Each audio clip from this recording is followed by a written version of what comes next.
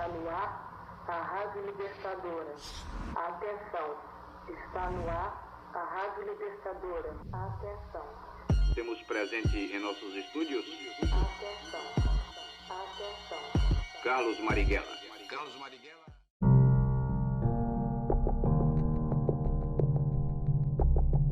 Olá, eu sou o Gustavo Machado. Estamos começando mais uma edição do podcast Cineclube Marighella.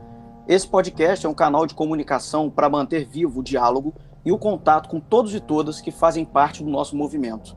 Além do podcast, a gente tem produzido conteúdo nas redes sociais, no Facebook, no Instagram e no Twitter. Então eu convido vocês a interagirem com a gente e trazerem as suas sugestões e comentários. A gente busca receber aqui pessoas interessantes para trazer conteúdo e informação para os nossos ouvintes. E hoje, pela segunda vez, teremos 2 convidados no programa.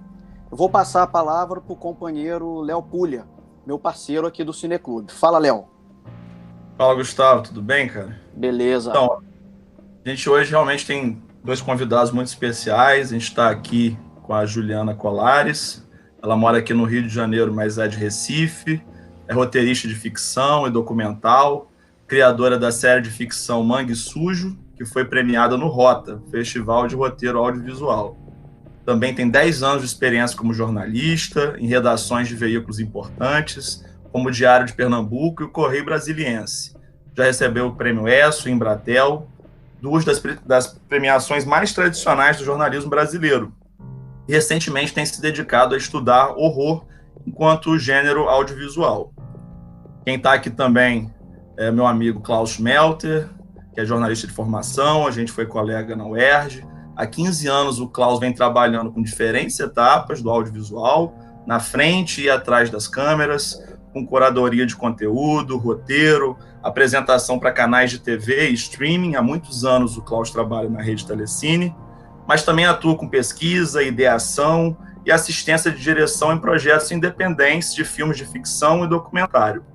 Nos últimos tempos, Klaus tem se dedicado à produção de curtas e à música, principalmente à composição de trilha sonora. Então, queria agradecer muito a presença da Juliana e do Klaus. Um grande prazer ter vocês aqui com a gente. Obrigada, eu que agradeço. Um prazer. Obrigado, Léo. Obrigado, Gustavo. O prazer é meu. Nosso. Então, Juliana e Klaus, a gente pode começar falando do documentário Por Onde Anda Macunaíma, né? Vocês trabalharam nesse projeto. E, enfim, do que se trata esse documentário? Qual foi a participação de vocês? E quando que a gente vai poder assistir o Por Onde Anda Macunaíma?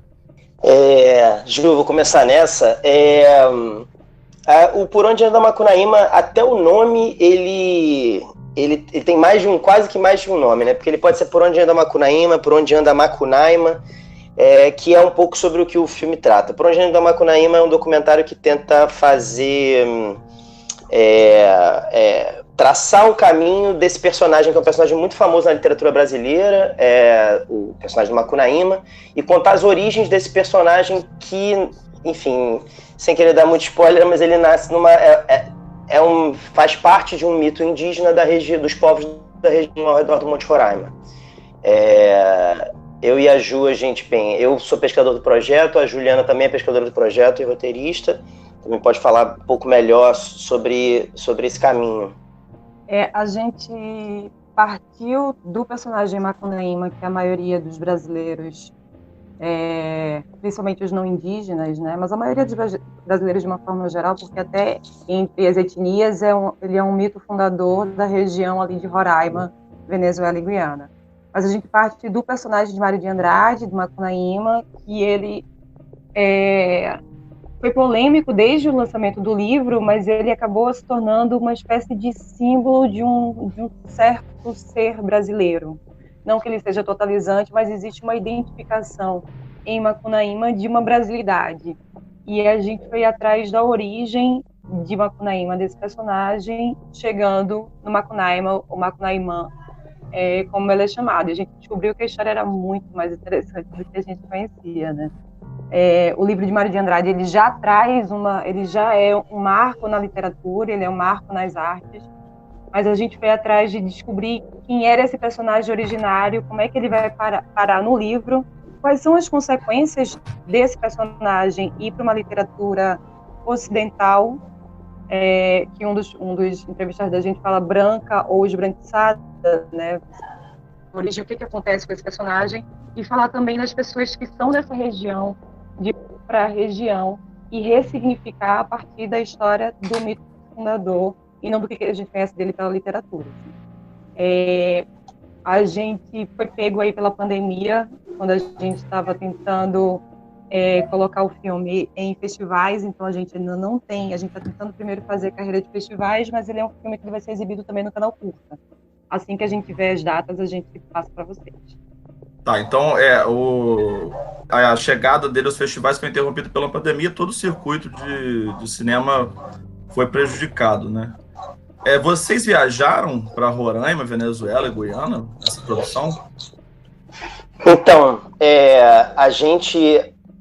que a gente fez?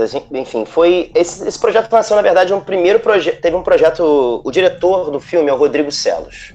E ele tem um projeto de filme de ficção, que é o Por Onde Anda Macunaíma, que é um documentário que saiu antes desse projeto de ficção, mas que a gente, um ano antes, em 2017, a gente teve lá em Roraima para poder pesquisar para esse filme, que é um filme sobre um personagem indígena, baseado na história real de um indígena.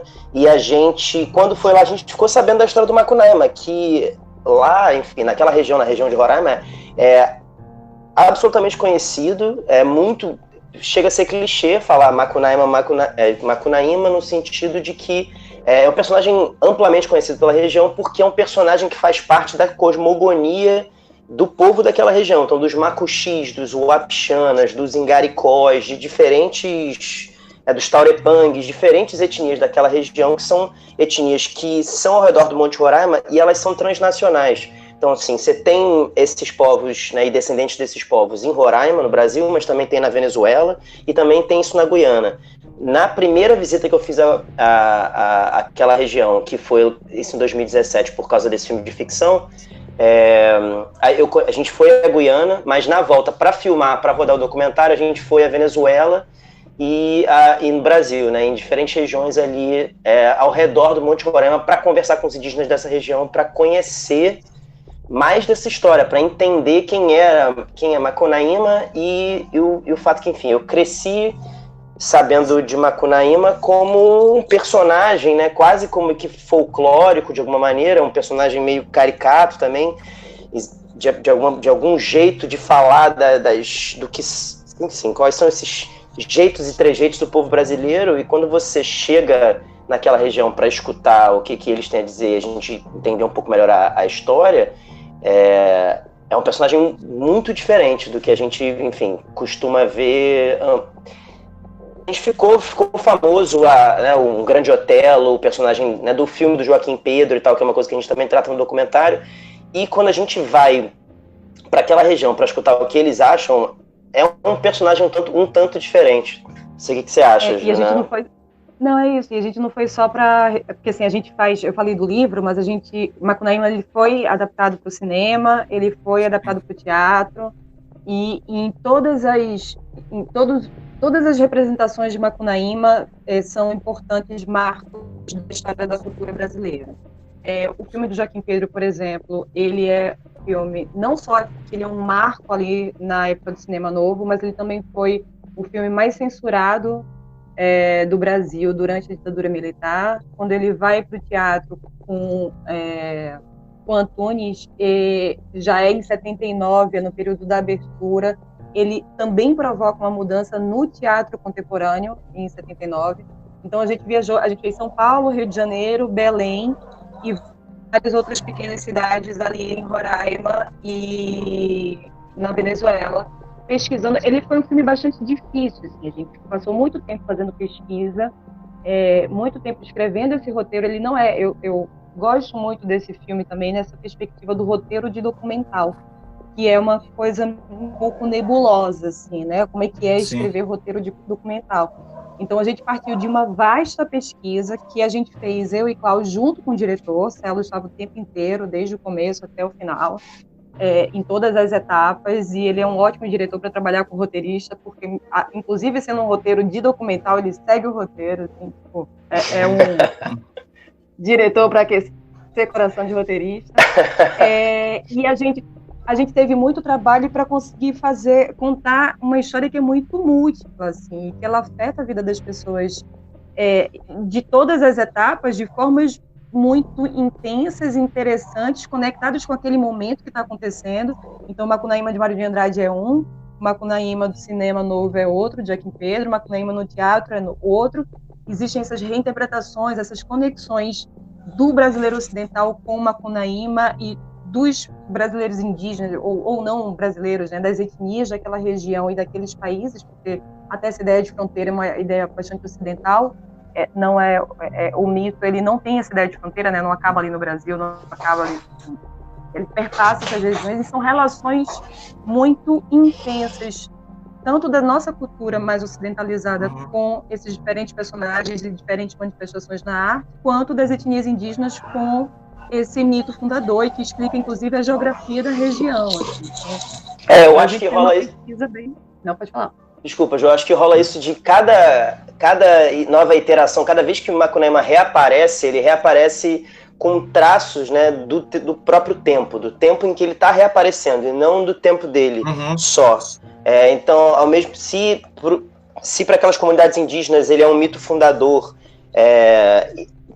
pro Mário de Andrade ele vai satisfazer uma certa ânsia do Mário de Andrade de tentar fazer, de alguma maneira, de falar do brasileiro. Ele encontra ali traços de coisas que ele estava tentando tratar, então ele pega e se apropria ali para a década de 20, para a situação, para o momento histórico dele e para a visão dele de Brasil, para poder falar do Macunaíma. É uma apropriação e ele não esconde isso de nenhuma maneira. Ele fala, inclusive, roubei de todos, ele fala literalmente, roubei de todo mundo, roubei frases inteiras e tal. Quando vai para o cinema do Joaquim Pedro, ele é outro Macunaíma, porque o filme vai tratar de ditadura militar. O final do filme é diferente do final do livro, por exemplo. Quando ele vai pro Antunes, que também é um autor, né, que tem uma marca e está procurando uma verdade dele a partir de 78 ali, vai fazer uma carreira de 10 anos em vários lugares do mundo e tal. Ele vai ser outro Macunaíma. Tem um Macunaíma de um outro filme que é o Exupiá, que é um filme do Paulo Veríssimo, que é um filme meio obscuro que quase ninguém viu. São muitos Macunaímas, e essa multiplicidade é um desafio para contar, e a gente meio que foi sacando dessa multiplicidade desde o início. Então, o fato de ser múltiplo, na verdade, é uma coisa muito importante para a gente no filme. A gente não tenta definir Macunaíma, o nome do filme é uma pergunta, inclusive.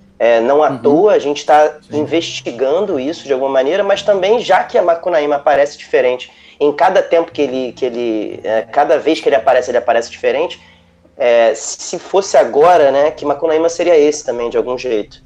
Que fica uma coisa que fica rondando a gente, uma pergunta que fica rondando a gente. E o fato dele ser um mito fundador é muito interessante, porque mito não é mentira, né? Mito não é só não é lenda, né? Não é uma coisa. Mito tem a ver com a formação como a Juliana falou. Como a Juliana falou, o mito ele está trabalhando até na formação do território. Tem montanhas daquela região que foi Macunaíma que esculpiu alguma coisa específica. Foi alguém que foi transformado em pedra, né? Então a pegada de Macunaíma, enfim, tem coisas que são absolutamente materiais e não é um devaneio, né? E aí coloca a gente, inclusive, nesse lugar de discutir isso também, né? O que é mito, o que é a realidade, o que cada vez que esse Macunaíma apresenta, o que ele fala sobre o nosso tempo, né? Enfim, são as coisas em volta dele. Pessoal, como é que é a relação do personagem, né? Do mito, enfim, do mito enquanto verdade, para as outras regiões do Brasil? Vocês estão estão se perguntando por onde ele anda, né? Então, para quem mora nas outras regiões do Brasil, como é que fica essa relação? Porque, né, ele não ele não tem sua origem naquela região que vocês acabaram de comentar. Como é que fica a relação dele com as outras regiões do Brasil? Ele já passou por outras regiões do Brasil? Esse mito, ele já esteve, ele já andou, né? Para entender, tem uma questão assim, que a gente fez um exercício muito grande durante o processo e que não é fácil, que é um processo de entender uma outra forma de pensar, inclusive, de se relacionar com as coisas e de se relacionar com a história do lugar. O Macunaíma, ele tem uma relação muito forte com uma região, que é essa região da Tríplice Fronteira, e que é a região do Monte Roraima. O Monte Roraima é um local geológico diretamente relacionado à história de Macunaíma e à história do mundo que a gente vive hoje. O Monte Roraima, ele é um marco de início de um novo mundo. Macunaíma, ele tem essa característica de trabalhar com fins de mundos e começos de mundos. E ele não é, inclusive, na hora que a gente fala de mito indígena, ele não diz respeito sequer a todas as etnias, né? Ele diz respeito às etnias dessa região. Então, ele é praticamente desconhecido para o restante do Brasil.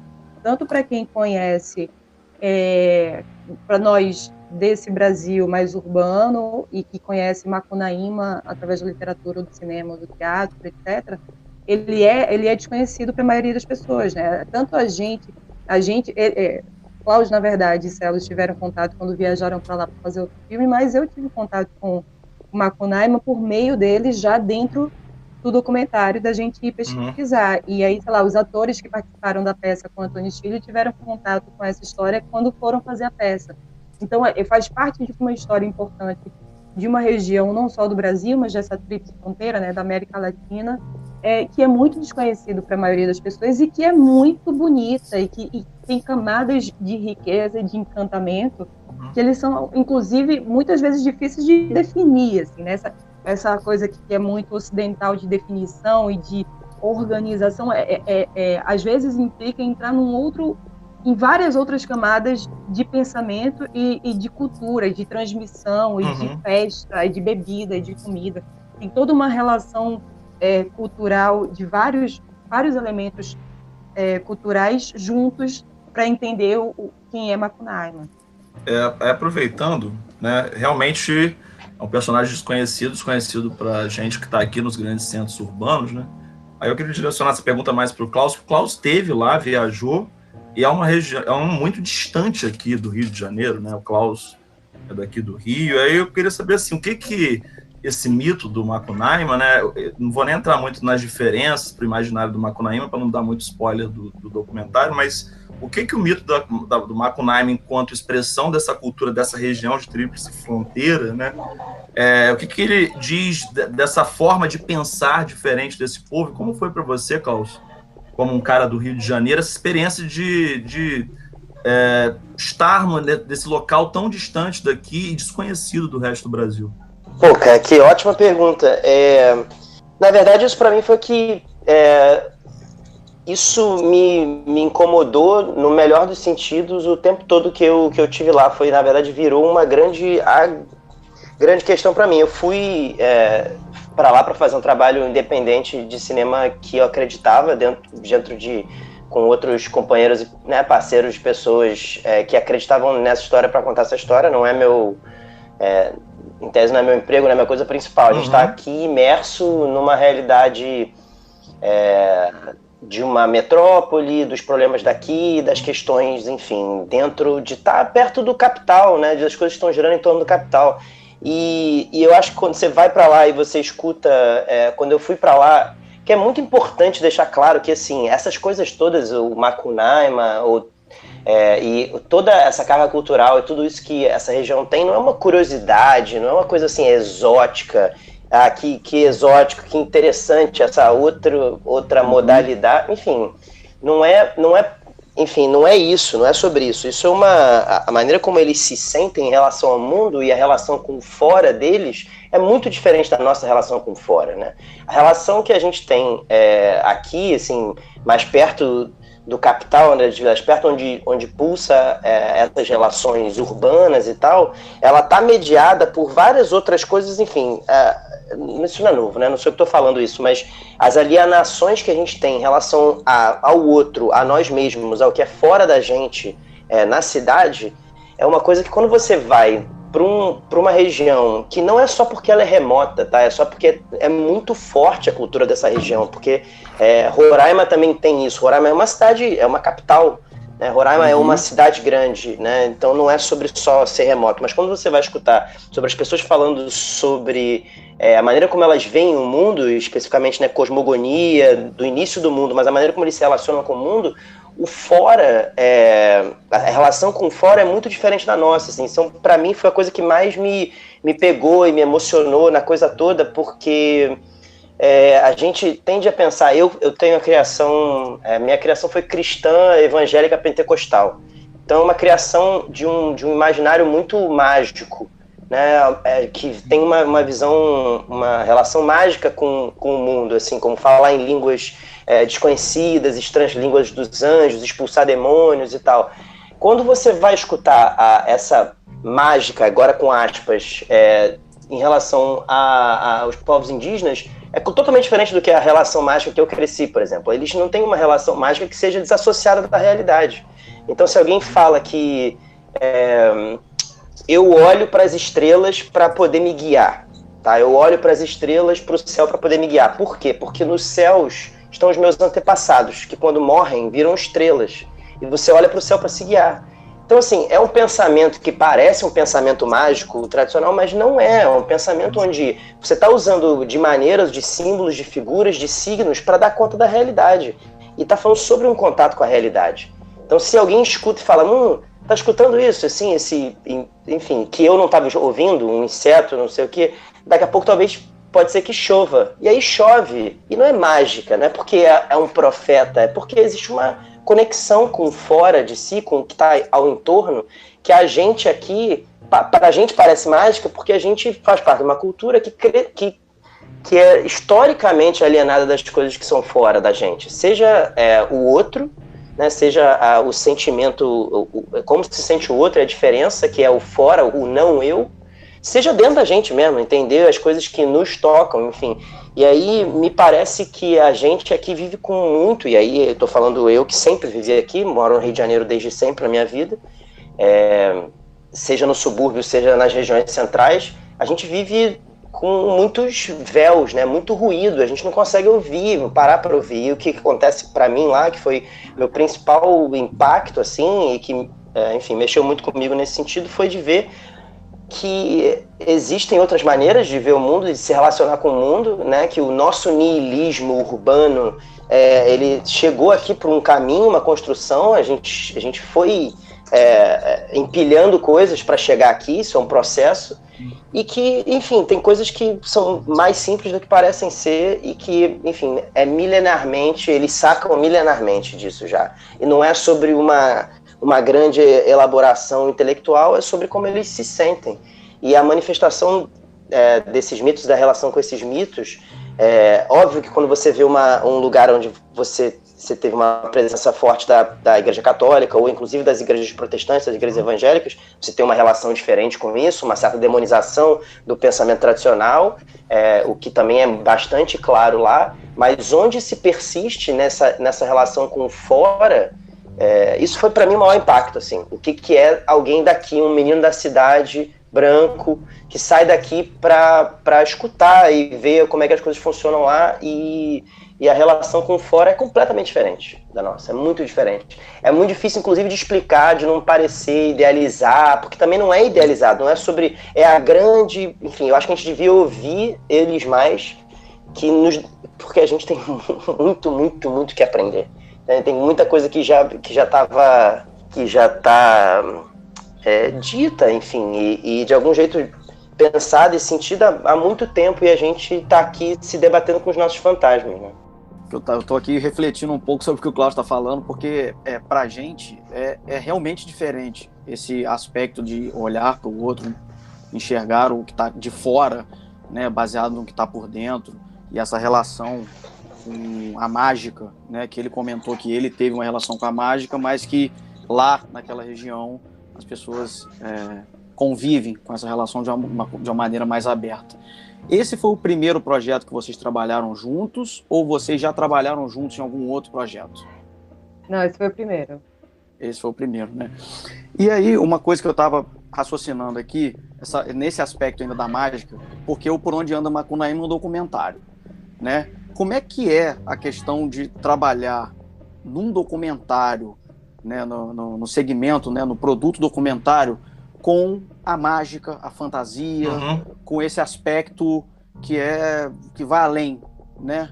Como é que é introduzir essa fantasia, essa mágica dentro de um produto... Dessa linguagem, né? Dessa linguagem, exatamente. Eu acho que... Bom, eu acho, primeiro que, inclusive, a interpretação de ser algo mágico é uma interpretação a partir do nosso olhar, mas é isso que Klaus falou, né? Quando ele fala da religião cristã, fala que tem anjos, que tem demônios, as passagens da Bíblia, etc. Essas são todas as criações, são fruto da criatividade humana também, né? Uhum. O documentário, ele é muito um processo de escuta, eu acho. Não só em relação a Roraima, mas em relação a todas as entrevistas que a gente faz. Então, é um processo de... É isso que ele falou, né? A gente teve, acho que 50% mais da equipe é local, a gente teve parceria para pesquisa, das entrevistas, de pessoas locais de Roraima, dessas regiões, que já conhecem as etnias, que já conhecem, enfim, que já tem todo um trabalho na região, mas é um processo muito de pesquisa mesmo do que foi produzido, né? Então, que foi o primeiro etnógrafo que colocou no papel o mito do Macunaíma, quem foi que foi lido por Mário de Andrade para poder escrever o livro do Macunaíma, mas também tem um processo muito grande de entender quem é Macunaíma, ou Macunaíma, ou Macunaímã para cada um dos entrevistados. E isso é um processo muito verdadeiro e muito documental de realidade mesmo, porque a realidade, isso que o Klaus falou sobre mágica, não é num lugar, porque às vezes a gente fica ele fez questão de frisar, e a gente tem isso no filme, né, que o mito não é uma mentira, porque a gente tem uma ideia de que, primeiro que quando a gente trata o mito como uma mentira, como uma coisa, uma criação, é sempre o do outro, né? A gente tem muito centrado na gente, e a partir da gente a gente tenta entender o resto do mundo, e o mundo não é nenhum, são vários. Não existe um mundo só, existem várias visões de mundo, e todas elas são reais. Então, não tem uma dissociação entre visão mágica ou visão criativa de realidade. Isso é realidade também. Outra questão, já que a gente está falando de mito e mentira, né? Essa região é uma região de tríplice fronteira, e o Klaus também teve lá, pega um pedaço da Venezuela, que é um país que está sendo, ele há muitos anos tem sido mistificado por esse projeto obscurantista que chegou ao poder no Brasil, autoritário, e lançou a gente nesse pesadelo distópico que a gente está vivendo agora na pandemia. Eu queria saber do Klaus como é que foi essa experiência na Venezuela, né? Já que se fala-se tanto na Venezuela, a Venezuela transformou num espantalho para grande parte da população brasileira. O que você pode dizer de quem esteve lá? Cara, para não me incorrer de tentar falar da parte pelo todo, assim, eu estive numa região muito pequena e fronteiriça, né, com Roraima ali, para poder ir para Paraitepuy, que é a comunidade indígena onde você faz, por exemplo, acesso ao Monte Roraima. Inclusive é um lugar turístico, não com estrutura turística, mas que passa muito turista lá, porque é por onde você precisa passar antes de fazer toda a caminhada e a trilha, que são de dias, até você chegar no Monte Roraima e tal, e é um circuito de aventura aí famoso no turismo, né? Então a região que eu conheci, esse pequeno pedaço que eu conheci, do que eu pude ver, e a gente teve um contato lá, inclusive tem uma curiosidade que, enfim, a primeira pessoa que falou sobre Macunaíma, o personagem indígena, foi um etnólogo alemão, um explorador, no início do século XX, né? Que teve incentivos lá de universidades e tal na Alemanha para fazer isso. E a gente teve contato lá com um outro alemão, que é um pesquisador alemão, que estava morando na Venezuela na época. Foi um pouco antes da crise da fronteira, das coisas que a gente viu acontecer aqui. Foi em 2018, que eu fui em novembro para dezembro de 2018, e as coisas que a gente viu lá, o pouco que a gente conseguiu ver de escolas públicas e da região, já estava uma questão de desabastecimento muito, muito forte. A região que eu fui, a cidade que eu fui ali na fronteira, foi uma cidade que ainda não estava sentindo o impacto, como se fosse uma cidade mais de interior, e que também, enfim, tinha sua infraestrutura ali, e que não estava sentindo tanto o impacto do desabastecimento, apesar de você já ver. Mas uma das coisas que a gente ouviu, por exemplo, desse pesquisador alemão lá, foi que muitas das coisas que ainda estavam se segurando lá, como por exemplo a educação e a escola, a gente foi ver uma aula de música para estudantes indígenas que envolve tanto você estudar violino, enfim, música erudita europeia, quanto nesse caso ter uma retomada também, que era o projeto desse pesquisador, de mostrar os cânticos tradicionais daquele povo para as crianças, enfim. Mas essa estrutura ela só ainda estava de pé por causa do que tinha sido feito pelo Chávez antes, né, naquele momento de fortalecimento do Estado ali na Venezuela. Então, para fazer um diagnóstico da Venezuela a partir de onde eu fui é impossível, né, e injusto. E eu nem posso me aventurar tanto pela minha ignorância ainda, assim, tem muito que estudar e aprender dali. Mas o que deu para ver, assim, enfim, sobre existe, né, uma parte forte, uma espécie de de organizações indígenas e de um posicionamento ali. Já tinha uma coisa do exército mais forte em relação ao que você entrava ou não entrava naquela região de equipamento, drone, já tinha sido depois de um atentado contra o Maduro e tal. Então a gente passou por blitzes e revista e, enfim, toda essa coisa daquela região já estava, enfim, a gente já conseguia ver a pobreza e tal, essa coisa dessa região, mas o que a gente pôde ver foi que o que ainda ficava de pé tinha muito a ver com o que o Estado tinha, de alguma maneira, estruturado antes, assim. E muito rapidamente a gente foi para Paraitepuy, que é essa região indígena lá, que é uma região também muito frágil. É bom lembrar que todas essas comunidades indígenas, essas regiões onde você tem povos indígenas, elas são muito frágeis para enfim, se você quiser desmantelar aquilo ali de alguma maneira, apesar de que na Venezuela é um pouco diferente, você tem enfim, organizações meio paramilitares indígenas que vão também defender aquela região e tal, mas são regiões muito frágeis, enfim, de falta de recursos e tal. Enfim, o Viveiros de Castro tem uma frase interessante sobre essa coisa, mais especificamente no Brasil, que é o plano de transformar o pobre o plano de transformar o indígena em pobre, né? Onde ele... e a gente escutou de um personagem, até que acho que não acabou entrando no corte final, um personagem muito interessante lá na Venezuela, sobre ele falando que a gente só quer poder ser os povos originários dessa terra e exercer isso que a gente já sabe fazer. A gente quer continuar fazendo o que a gente já sabe tradicionalmente fazer e como cuidar da terra, porque a gente fala sobre sustentabilidade, você vai escutar aqui, né, na Babilônia, né, que é aqui no meio do capital, sobre sustentabilidade e negócio sustentável e como você cuida da natureza e tal. Quem é que cuida da natureza melhor do que indígena? Quem é que tem a relação mais potente e de maior equilíbrio e de colaboração efetiva, né, do que talvez seja a nossa grande vocação no universo, no planeta, no sentido de, tá tudo colaborando, tudo tá interligado, não existe nada que está alheio a outra coisa. Quem melhor cuida do entorno, né, do em volta, do que os indígenas? Quem melhor cuida da floresta? Né? Quem melhor... Enfim, e isso é uma coisa que fica muito claro naquela região. Eles gostariam de poder serem livres para poder seguir com a própria cultura, sabe? E, enfim, acho que há sempre que se rever e poder questionar culturas, e a gente sempre tá de alguma maneira tentando reavaliar e vendo que, né, para cada tempo a gente pensar em produzir uma cultura diferente, mas a gente não consegue, a gente, digo, brancos e a gente, o capital, se incluindo ali, a gente é um grande empecilho para eles fazerem coisas que eles já sabem fazer, que já está dado, eles estão querendo ser os povos originários dessa terra, enfim, não é muito a mais, eles não querem conquistar outras partes ou sair dominando o território, é a gente que faz isso, assim, né? Enfim, só para, desculpa me alongar nisso, mas tem umas coisas muito fundamentais, assim, por exemplo, coisas que a gente ouviu lá, como não é do pensamento indígena tradicional de criar animais para você consumir, né? Você não vai... Isso é uma coisa mais branca, você cria gado para depois para ser gado de corte, para você matar e comer a carne e tal.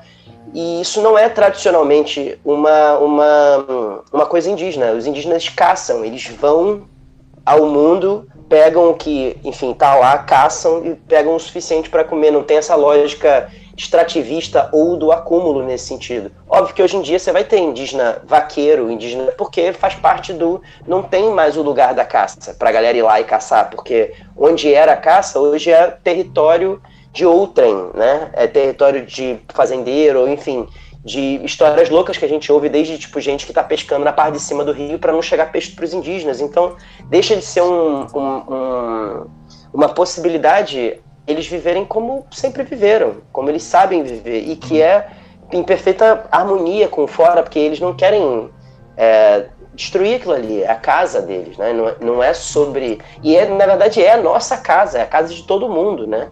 É quase como se eles fossem uma outra tribo de Homo sapiens que sacaram isso, e a gente é uma outra tribo de Homo sapiens que não sacou ainda, né?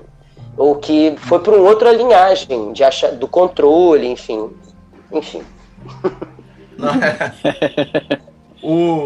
Vocês falaram, né, que o Macunaíma é um personagem que ele diz muito, é um personagem múltiplo, né? E ele diz muito sobre o determinado momento histórico e o local onde ele está sendo lido e interpretado. E é um personagem que, a partir da leitura do Mário de Andrade, ele tentou interpretar o que é o Brasil e o que é ser brasileiro.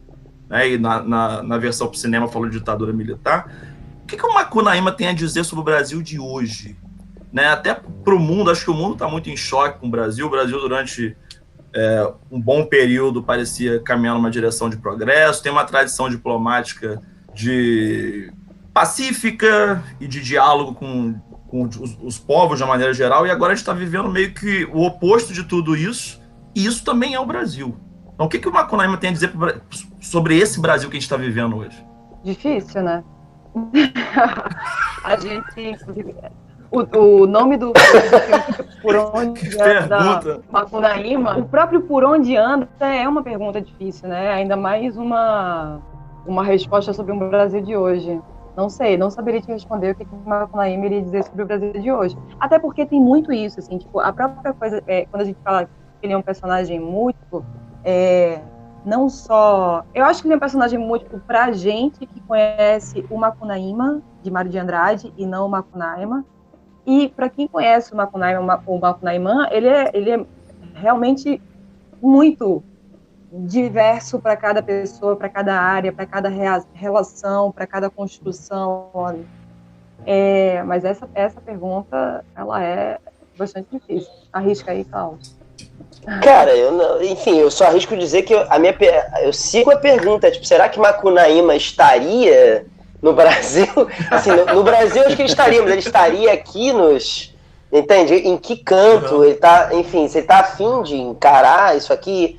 Porque tem uma coisa curiosa do Macunaíma, é que ele é um trickster, né? Ele é um pouco Exu, ele é um pouco, né? Ele é um brincalhão, não é bom nem mal. É porque essa moralidade também é muito da nossa cultura, enfim, judaico-cristã, ocidental e tal, e que o Macunaíma, para os indígenas, não é bom nem mal. Às vezes tem gente que fala que ele é mal, às vezes falam que ele é bom, porque depende do ponto de vista. Talvez seja que nem o mar, né? O mar, para o náufrago, ele é ruim, mas para o surfista ele é ótimo. Enfim, sei lá, é uma questão... Não é bom nem mal, é uma questão moral que eu não sei se cabe. Agora, Macunaíma ia estar aqui no meio da gente, não sei, assim, não sei. Porque se você vê o filme do Joaquim Pedro, o que Macunaíma passa em São Paulo, enfim...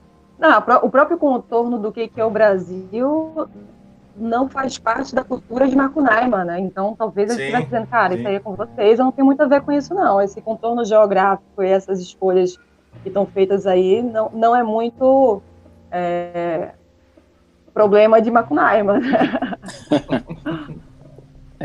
Juliana, eu estava dando o seu portfólio e você criou uma série de ficção que é a Mangue Sujo, né, que foi premiada, que vendo a capa chama muita atenção, até porque aqui na nossa região, aqui no interior, a gente tem um mangue, tem um ecossistema de mangue aqui.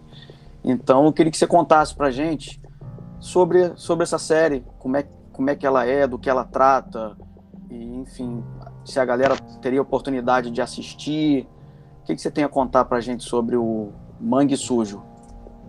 Tá, bom, eu adoraria que as pessoas tivessem a oportunidade de assistir, mas ainda estou em busca de produtoras que de fato queiram levar o projeto adiante sem ser com uma proposta irrisória para a roteirista criadora, porque é uma coisa bastante difícil de encontrar no mercado. Mas Mangue Sujo, o Mangue é um lugar muito importante para o Recife, assim, né? Não só para o Recife, mas eu, sendo recifense, bom, primeiro é isso, é uma série que se passa em Recife, a partir de uma história que eu conheci em Recife quando eu trabalhava como repórter, uma história que deu o pontapé inicial e que eu uso o Mangue como metáfora para o que acontece na vida da protagonista. A história é uma história de Valéria, que é uma série de ficção. Valéria, ela é mãe de 3 filhos e o filho caçula dela, de 19 anos, ele é viciado em crack, ele tenta furtar um celular para trocar por droga, ele é preso e ele vai parar no presídio mais barra pesada de Recife. Essa parte da história, o que é a história real, né? O que é a história que eu conheci e que eu quis falar sobre ela? Eu conheci uma mulher que tem uma associação até hoje, isso foi em 2014. Essa série ela já foi projeto de doc, já foi projeto de longa de ficção e agora é um projeto de série de ficção. Ela tem essa parte toda baseada na história dela mesmo, porque tinha elementos ali que favoreciam a trama da ficção também, dessa coisa dela ser mãe de 3 filhos. Esse filho caçula, de fato, ele se envolveu com crack, ele era usuário de crack, tentou furtar um celular, nunca cometeu nenhum crime de maior potencial ofensivo e ele foi parar no presídio mais casca grossa de Recife. E o que acontece quando ele entra nesse presídio é que a família do lado de fora começa a sofrer extorsões dos traficantes. E essa associação, que foi quando eu a conheci, ela já tinha essa associação, é uma associação de defesa de mães e pais, de familiares, de usuários de drogas presos. Né? Porque a gente não tem no Brasil nem instituições que sejam instituições alternativas de saúde para pessoas que cometem crimes motivados por uma dependência química, a gente não tem isso. Pois é. Esse garoto, ele tentou furtar um celular e ele foi parar nesse presídio, que é um presídio super lotado e super punk de Recife, um dos presídios que tem mais confusão no Nordeste. O Nordeste está muito quente, inclusive, é isso, né, de muita rebelião, de muito assassinato dentro dos presídios. E essa família, assim, o foco da série, na verdade, não é dentro do presídio, é do lado de fora. É do que acontece com essa mãe na hora que isso acontece com o filho dela. E ela não tem nenhum respaldo. Os crimes que são cometidos contra o filho dela, que tem potencial ofensivo muito maior do que o crime que ele cometeu, são crimes que são perpetrados dentro dos muros do próprio Estado, né? Então ela não tem a quem recorrer. Quando isso era um projeto de reportagem ainda e de documental, eu conversei com algumas outras mães, além dessa que deu start também na história, e falar com elas, eu ouvi mães pedindo socorro, assim, de você ser uma pessoa que está interessada em ouvi-las, e isso não acontece. A própria protagonista da série, ela tem, a mulher da vida real, tem um vídeo dela na internet, no YouTube, que ela na frente do presídio Aníbal Bruno, que é esse presídio que eu estou falando, num dia de rebelião, tendo recebido a notícia que o filho dela tinha sido morto. Não é real, mas ela chegou a receber essa notícia na frente do presídio e aí dessa mulher desesperada. Então, o que eu faço na série? E aí, entrando um pouco no que a gente gostaria de falar, inclusive, da coisa da fantasia e dos assuntos mais pesados, essa é uma série em que eu tento fazer um misto de drama com terror. Usando como elemento de terror elementos da vida real, mas assim, eu uso o Mangue nesse sentido como elemento da fantasia. Então o Mangue ele aparece na série como uma metáfora de várias situações que a protagonista passa, para poder dentro da série falar sobre o encarceramento de jovens negros, falar sobre a questão do usuário de droga dentro do presídio, o tráfico dentro do presídio, falar sobre todas essas situações que são vivenciadas por essa família, que são estruturais do Brasil, né? Que são questões estruturais do Brasil, e sobre as quais a gente normalmente não quer falar, né? A gente viu pouquíssima coisa sobre Covid em presídio. As condições dentro de um presídio para o Covid se espalhar e matar pessoas, mas a sociedade não está nem aí. Então, na hora que eu tento fazer no filme uma coisa...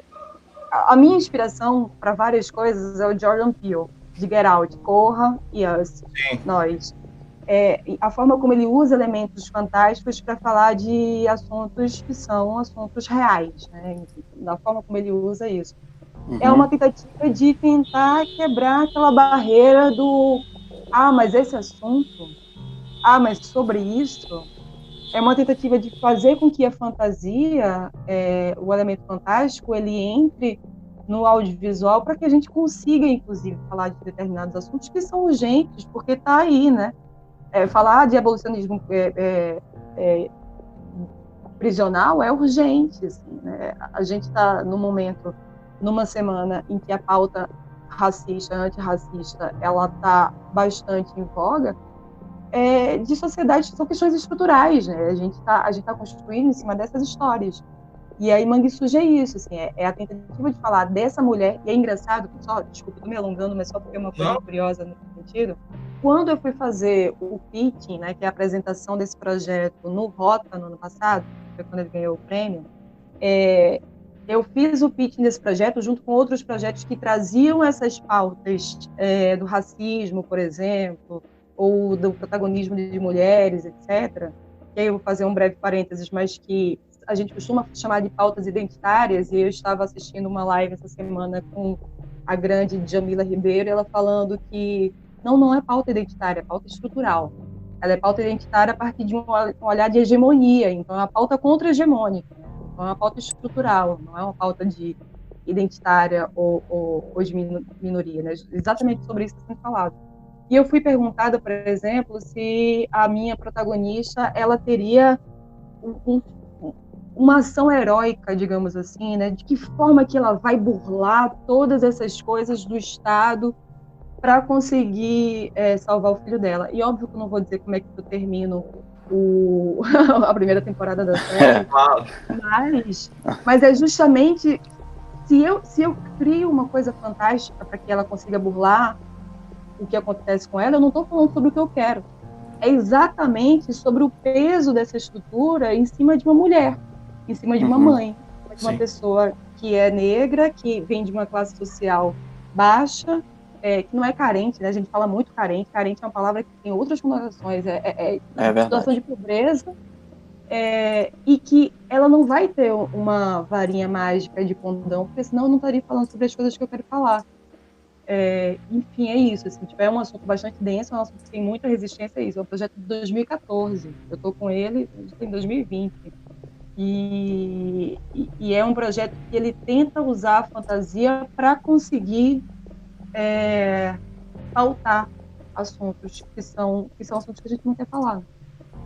E com certeza a realidade dela é uma realidade multiplicada Brasil afora, né? Se você está tratando de Recife, mas a gente está falando de uma realidade que está no Brasil inteiro. E pegando só isso que... Desculpa, só pegando isso que ele falou sobre ser do Brasil inteiro, eu acho que isso também tem uma conexão com o que a gente estava falando antes, que é a questão do olhar, né? Da gente trocar o eixo das coisas. Na hora que a gente vai para Roraima, por exemplo, se a gente for para Roraima tentando encaixar as coisas que a gente conhece em Roraima, nessas etnias especificamente, dentro do nosso olhar de cidade, a gente não vai entender nada. A gente vai distorcer tudo, a gente vai tentar encaixar em caixas que não cabem, né? E aí tem uma coisa de uma... na hora, eu sempre faço questão de dizer que é de Recife, porque eu vou sempre construir histórias que se passam em Recife, não tenho motivo por que não fazer. Inclusive, porque Recife é muito... Se você for pensar em termos de trazer elementos diferentes do que se faz, Recife é muito menos filmado para o mainstream do que o Rio de Janeiro é. Por que eu vou repetir o Rio de Janeiro, né? Em termos narrativos, não tem interesse em repetir o Rio de Janeiro. Mas a minha série, comumente, já recebi o feedback do tipo, é ótima essa história. Mas, de repente, você pudesse colocar alguma coisa no Rio, em São Paulo, para não ficar tão regional. O que é o regional, né? O que é regional? Tem um caso que eu gosto muito do Adirley Queiroz, do Branco Sai Preto Fica, né? Enfim, de vários... Ele filma sempre naquela região ali da Ceilândia, na região da cidade satélite em Brasília. E ele pega uma situação documental, né, que é uma situação que aconteceu numa boate, de tipo, literalmente alguém dizer branco sai, preto fica, e ele faz uma ficção científica de alguém vindo do futuro e para dar conta daquilo ali, e ao mesmo tempo, como é que você... Enfim, é filmado lá na Ceilândia, como é que aquilo ali é regional, do que a gente tá falando de negócio regional. Eu acho que enfim, essa universalidade, o tema é universal, óbvio, assim, a gente está vendo isso com muita clareza, seja por causa das questões dos Estados Unidos, mas eu acho que a fantasia ajuda a universalizar também, que eu acho que é um pouco que a Juliana está falando, assim, né, no momento que a realidade, a gente é de uma geração, eu tenho 36 anos, nós somos aqui de gerações muito parecidas, eu acho, aqui, e a gente é de uma geração que a gente cresceu, eu nasci ainda era ditadura militar, 83, mas você teve uma redemocratização em 85, teve muita inflação, a gente passou os perrengues que a gente passou na década de 90, mas a sensação, mais ou menos, era de uma sensação de melhora, uma curva ascendente, de tipo, pô, as coisas estão melhorando, a gente não tá acostumado, a gente não viveu, não cresceu com tipo, fudeu. Falando aqui, óbvio, né, dentro de um lugar de...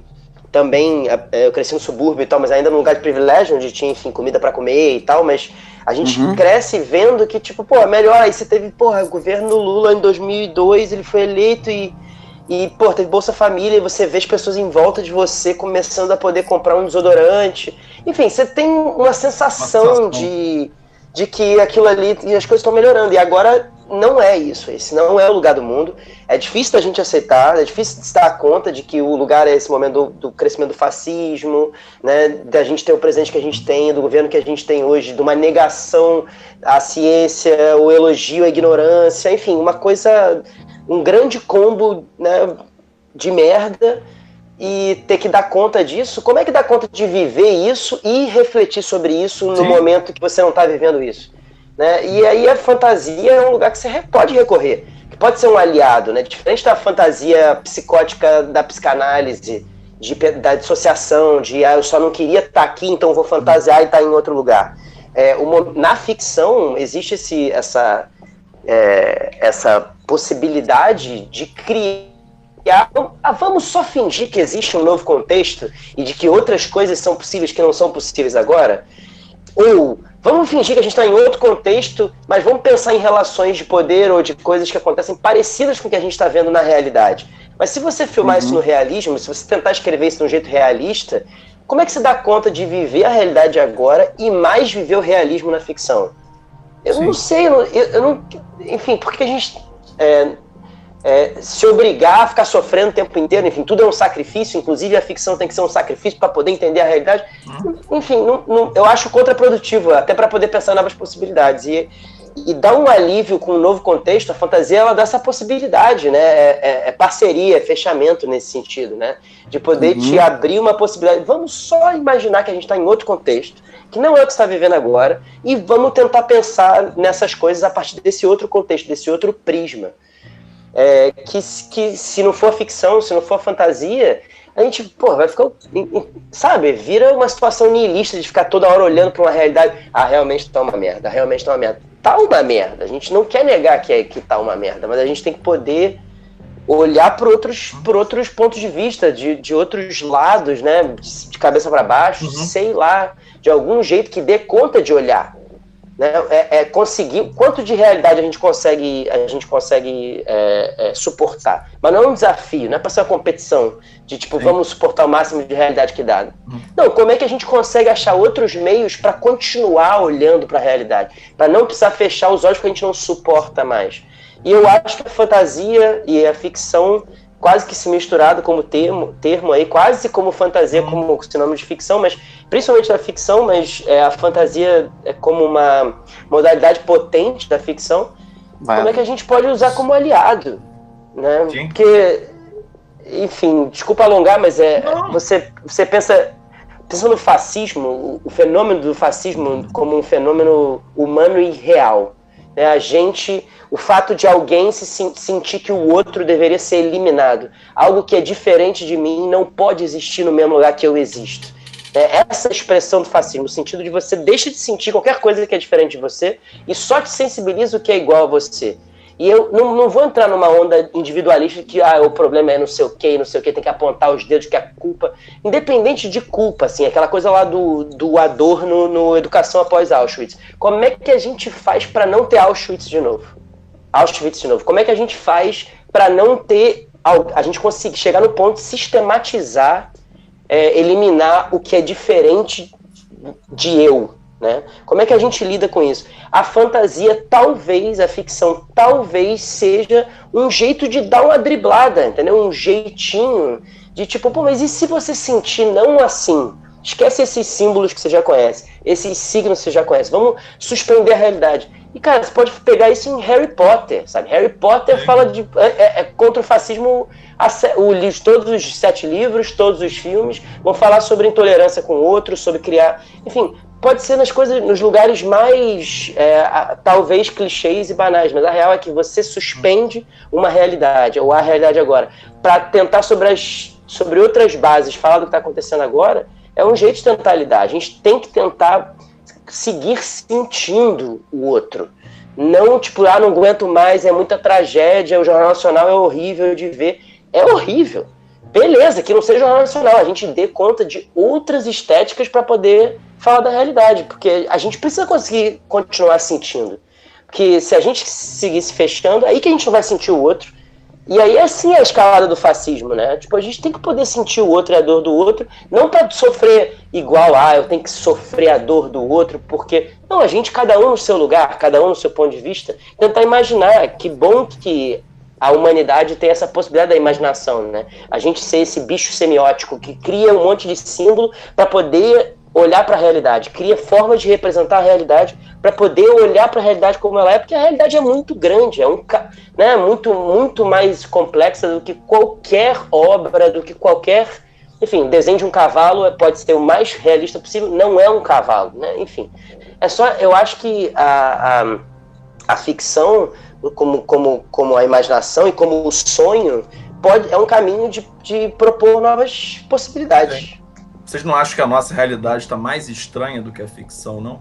Principalmente pra gente que viveu nessa geração que cresceu com otimismo em relação ao Brasil. Vocês não têm a sensação de que a realidade está surreal? Difícil de acreditar? Nossa, até pela carga de informação, de coisas absurdas que acontecem diariamente.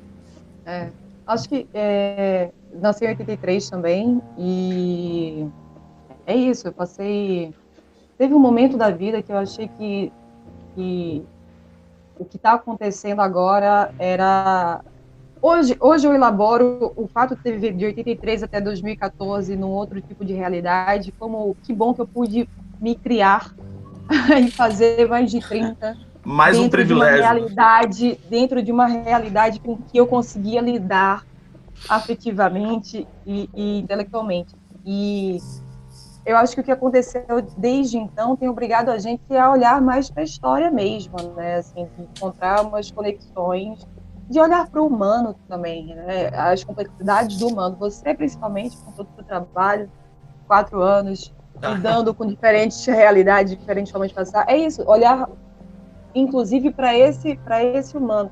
Eu acho que o documental, e assim, misturando um pouco, né, que a gente está falando de ficção, documental e tal, tem muita gente, não só no Brasil, que não gosta, que tem uma rejeição ao documental, e tanto a ficção, ela parte muito do documental, né, parte das nossas experiências, parte dos nossos medos, parte das nossas formas de ver o mundo, parte de coisas que acontecem, coisas que a gente viu, coisas que a gente exagera, que a gente não sei o que lá, mas tinha uma conexão forte com a realidade, mas a realidade frequentemente é muito mais surpreendente.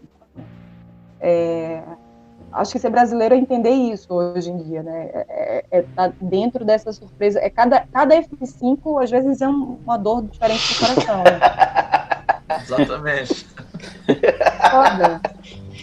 Cada F5 uma aventura. Cara, tem uma hora que você fala assim, cara, então agora é o fundo do poço. Não, você pode cair mais. É uma parada... O Brasil não tá para os fortes, para os fracos, né? O Brasil só não, né? O mundo como um todo. Sim. E eu acho que o documental, ele também eu acho que é importante ir para esse lugar também, até para, o Paulo estava falando sobre a fantasia como uma forma, inclusive, de elaborar o mundo, né, de elaborar os nossos sentimentos, de elaborar os nossos traumas, né, o terror faz muito isso, por exemplo.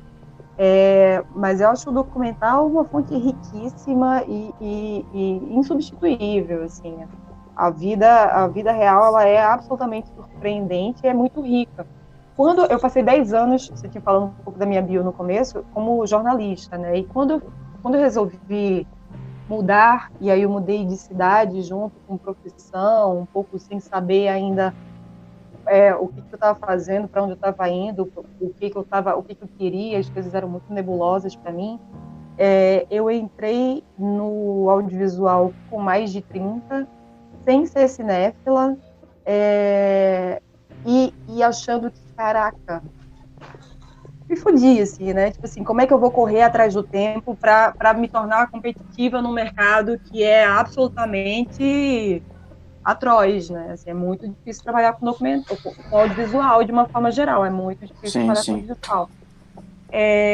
Mas aí, na primeira vez que eu sentei numa sala de roteiro e que a gente estava fazendo, revisando as sinopses de uma série jurídica, eu entendi que os meus 10 anos de jornalista me traziam coisas que muitos dos meus colegas que vêm do cinema não têm, porque o jornalismo me colocou em contato com realidades, não só com acontecimentos, mas com pessoas e com realidades e com acontecimentos também que eu não teria contato de outra forma, nem lendo o jornal, assim, nem se eu fosse, sei lá, lesse todos os jornais, assistisse todos os telejornais, é um outro contato. E eu estava até conversando com meu marido, que ele é músico, professor, sobre, acho que professor e jornalista são professores que demandam escuta.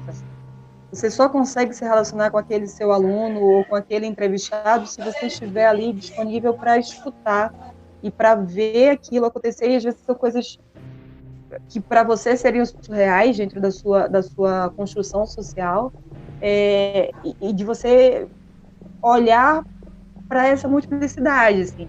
E nesse sentido, eu acho que a minha vivência que mistura essas duas coisas, né, mistura a ficção, hoje em dia, por exemplo, eu sou de ficção e de documental, mas eu foco mais na ficção. Se aparecerem 2 projetos, a não ser que o documental seja uma coisa muito, caralho, não tem como não fazer, eu tenho uma tendência, em termos de linguagem, de querer ir para a ficção. Mas o documental e o jornalismo me trouxeram um contato humano que está na minha ficção o tempo inteiro. Não só na série que surge a partir de uma pessoa real que eu conheci, mas em saber como é que determinadas coisas que fogem à minha vivência específica, Juliana, como é que determinadas coisas acontecem, como é que outras vivências, outras realidades, tudo muito rico, né? Assim, eu acho que, inclusive para a ficção, esse contato com o mundo de escutar e de tentar entender quem é diferente de você, uma outra cultura, uma outra forma de pensar, eles são ricos para o entendimento melhor, nunca total, jamais, nem próximo disso, mas melhor de mundos, de cabeças, de pessoas, né, de outras formas de viver. E Juliana sabe bem, por ter, enfim, como roteirista, tem uma coisa muito fascinante de documentário, que eu acho que talvez quem nunca se envolveu é difícil de saber que isso existe, eu não sabia antes de me envolver assim, que você faz um roteiro antes de filmar, que não tem nenhuma garantia de que você vai seguir ele, assim, você vai fazer aquilo como guia, mas a real é que você conta com a realidade que ela te dê, você deixa as lacunas para ela preencher, assim. Um bom roteiro de documentário passa pelo quanto de espaço você deixa para a realidade acontecer, porque o documental não tem como você prever o que vai acontecer, e você tem que estar maleável a mudar os caminhos do documentário dependendo do que acontecer durante as filmagens. Então, mesmo o que você filmar, assim, o que você roteirizar, perdão, mesmo o que você antes pensou pode ser o caminho mais coerente e perfeito do mundo, a realidade não vai seguir o caminho que você estabeleceu. E isso eu acho um alívio, assim, que a gente não precisa saber o que vai acontecer antes. E que bom que dá para ter o espaço para isso acontecer no documental, assim. Porque eu acho que existe também, eu acho que a gente que faz documental e documentário e o jornalismo, de alguma maneira, contribuiu para isso, mas existe uma certa crença, na verdade, de que as coisas que são documentais são a realidade. Só que elas não são a realidade, né? Quantas camadas não tem que ter até você ver aquele recorte? Sei lá, pegar só um exemplo muito simples, a fotografia. A fotografia depois, se você pensar na história, você tinha pintura, você não tinha tecnologia para ter fotografia antes, você pintava. Podia ser a pintura mais realista do mundo e tal. Quando você chega à fotografia, fala, não, mas isso aqui é o que está acontecendo real, né? Diferente da pintura. Só que a fotografia, ela recorta, ela tira todo o resto que não está no quadro, né? E ainda tem essa coisa, é uma visão que é um recorte. E que bom que é um recorte, tem que ser um recorte. Nenhuma linguagem dá conta da realidade, tem que ser um recorte. Mas o recorte não é a realidade, pelo menos não é a realidade inteira. Ela é um pedaço da realidade. Então, o documental também em algum grau, uma ficção, no sentido de que é uma estética, alguém pensou numa forma para mostrar a realidade, né? Do mesmo jeito, se você desenhar, a realidade é uma outra forma de mostrar a realidade e pode ser real, tão real ou mais real do que uma fotografia, dependendo de quem olha, né? O que você deixa de fora, o que você deixa dentro, faz toda a diferença. Então, o exercício, para mim, assim, um bom exercício documental, um bom exercício de ficção, eles têm a mesma premissa, né? Sobre uma certa honestidade em relação ao que você sente em relação à realidade. O que você recorta? Na pintura, você coloca coisas num quadro que estava em branco. A fotografia, você só tira coisas de uma coisa muito maior do que aquele quadro. Você tira coisas e deixa só aquilo ali. Mas são ambos recortes, né? E nesse sentido é importante lembrar disso. Fazendo ficção ou fazendo documentário. Que é sempre um recorte, tem sempre um olho vendo, tem sempre alguém que vê e alguém que vê deforma, não no sentido ruim, né? Não depreciativo de deformar, mas forma e deforma e delineia a realidade que passa no final. Isso é importante lembrar. É verdade, a gente no Cineclube Marighella, a gente já teve a oportunidade de exibir as duas linguagens, né, em diversas ocasiões, tanto a linguagem documental como a linguagem de ficção. E é interessante isso que você está colocando agora, porque quando a gente exibiu, por exemplo, o dia que durou 21 anos, todo mundo se transportou para uma realidade que era totalmente diferente. Então, só mais diz o momento que foi no segundo turno da eleição de 2018. Sim, exatamente. Vale ressaltar, segundo turno, na véspera da eleição. Na semana do segundo turno. Relaxado. Exatamente.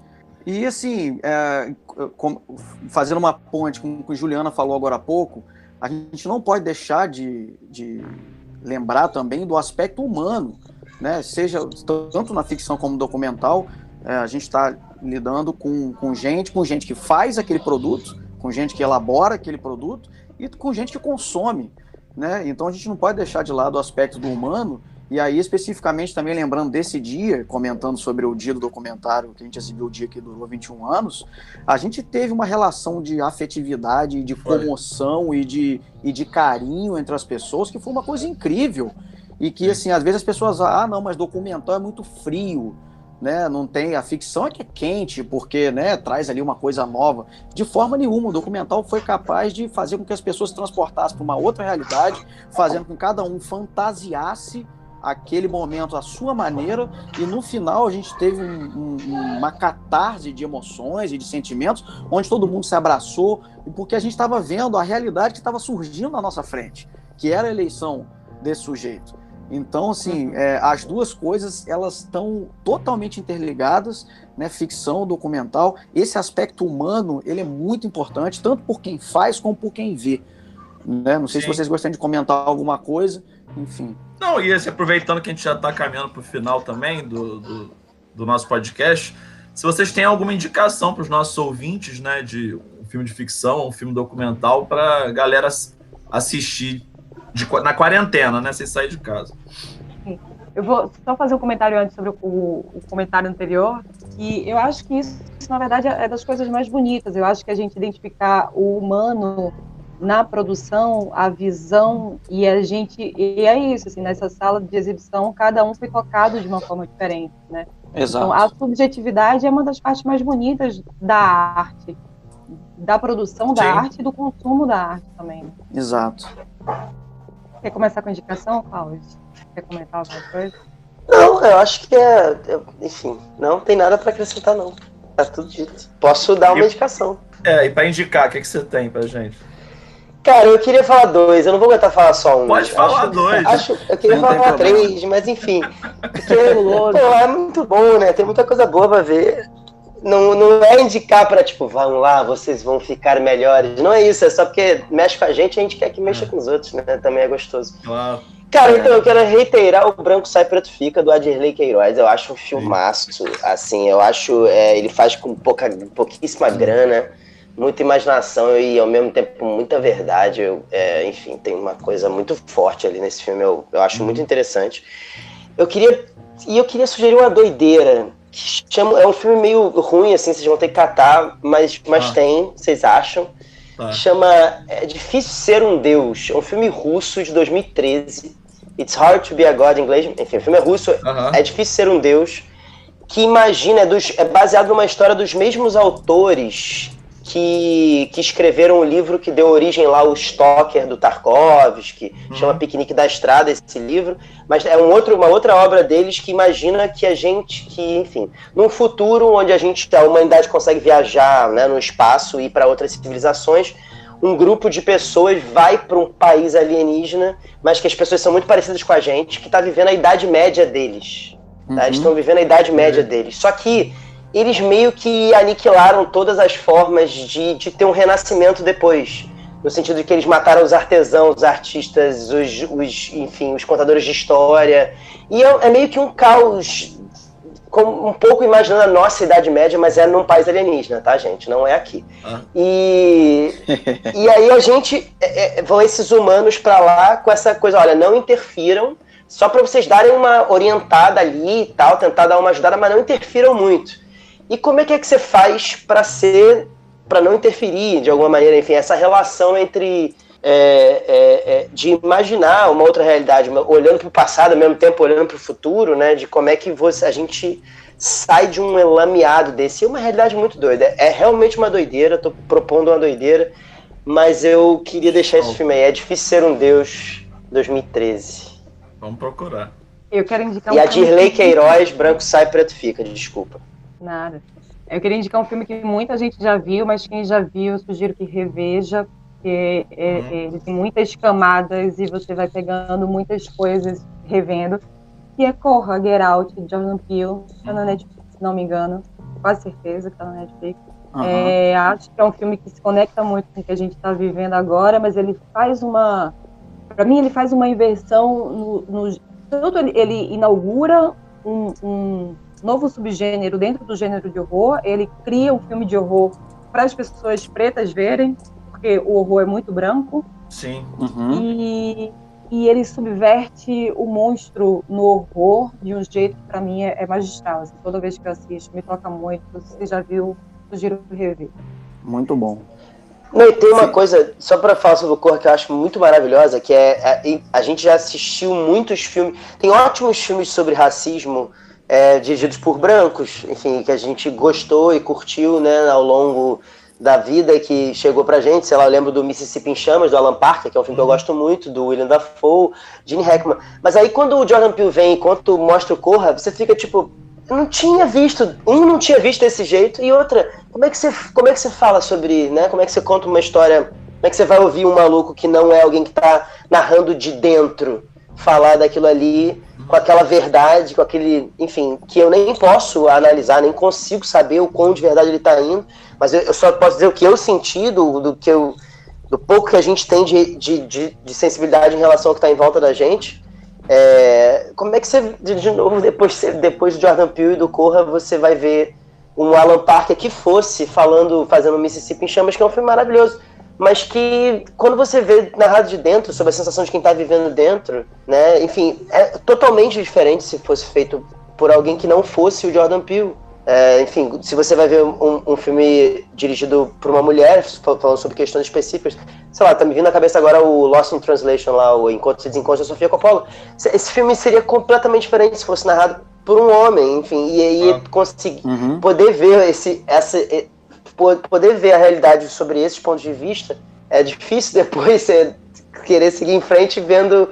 E eu não, enfim, nem tô dizendo que não dá pra ver, não dá pra se colocar no lugar do outro e tal. Eu acho que super dá, acho que esse lugar da ficção é um lugar maravilhoso, que existe essa possibilidade pra gente, mas depois do Corra você fica, porra, eu quero ver todos esses filmes, quero ver sobre esse ponto de vista, né? Enfim.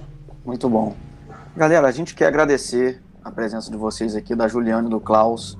Uma conversa muito legal. Acredito que todo mundo que está aqui acompanhando com a gente até agora, com certeza vai sair desse podcast com muitas ideias e com muitas inquietudes sobre o Macunaíma, sobre fantasia, sobre o lado humano, sobre documental. Enfim, quero deixar aqui meu muito obrigado para vocês, dizer que essa conversa foi realmente muito legal. Estou muito feliz de ter vocês aqui e deixar as portas abertas para a hora que vocês quiserem voltar.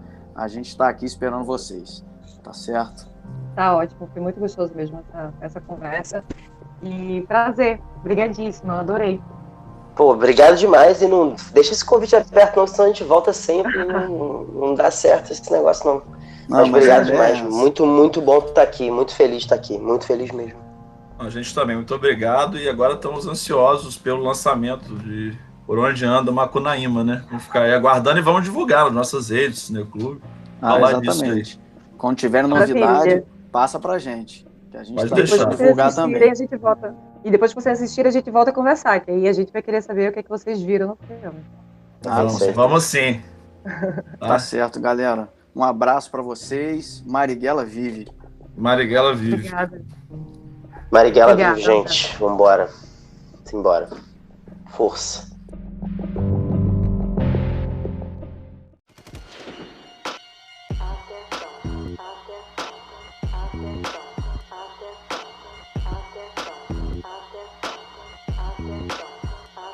Muito obrigado, Marighella, pela sua participação. Carlos Marighella. Muito obrigado, Carlos Marighella.